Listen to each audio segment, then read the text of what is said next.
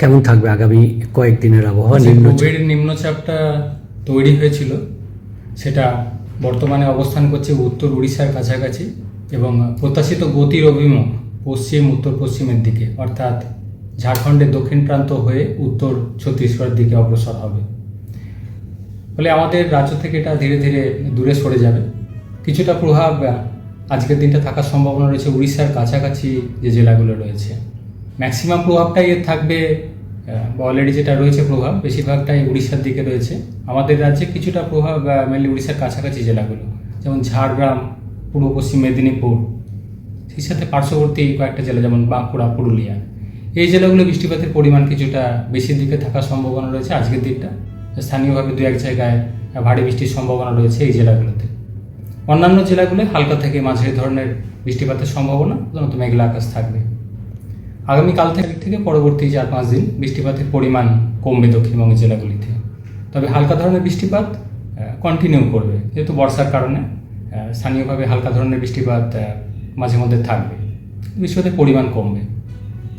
কলকাতা পার্শ্ববর্তী অঞ্চলের জন্য কমবে, পরিমাণ কমবে, তবে হালকা ধরনের বৃষ্টিপাত থাকবে মাঝে মধ্যে।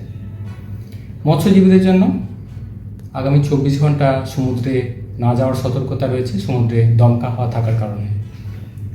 উত্তরবঙ্গের ক্ষেত্রে বৃষ্টিপাত বাড়ার সম্ভাবনা রয়েছে উত্তরবঙ্গের জেলাগুলির জন্য। 29 তারিখ থেকে পরবর্তী 4-5 দিন উত্তরবঙ্গের বিশেষ করে উত্তরের জেলাগুলো দার্জিলিং, কালিম্পং, জলপাইগুড়ি, কোচবিহার, আলিপুরদুয়ার, এই জেলাগুলোর স্থানীয়ভাবে দু এক জায়গায় ভারী বৃষ্টির সম্ভাবনা থাকবে।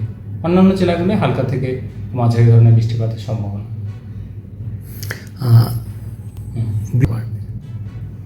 না, আমাদের রাজ্য যেহেতু সমুদ্রের কাছাকাছি কোস্টাল এরিয়া আমাদের রয়েছে, বিশেষ করে কলকাতা পার্শ্ববর্তী যে জেলাগুলো রয়েছে, সেখানে জলীয় বাষ্পের প্রভাব বেশির দিকেই থাকবে।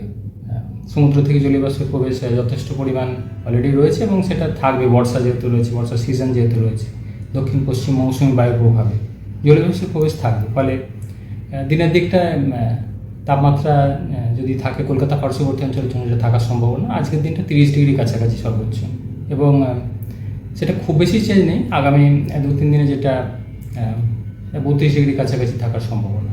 ফলে দিনের দিকটা কিছুটা আর্দ্রতার কারণে অস্বস্তি থাকবে, তাই মাঝে মধ্যে হালকা ধরনের বৃষ্টিপাত কন্টিনিউ করবে। একদম যে বৃষ্টি বন্ধ হয়ে যাবে সেরকম না, হালকা ধরনের বৃষ্টিপাত থাকবে, কন্টিনিউ করবে।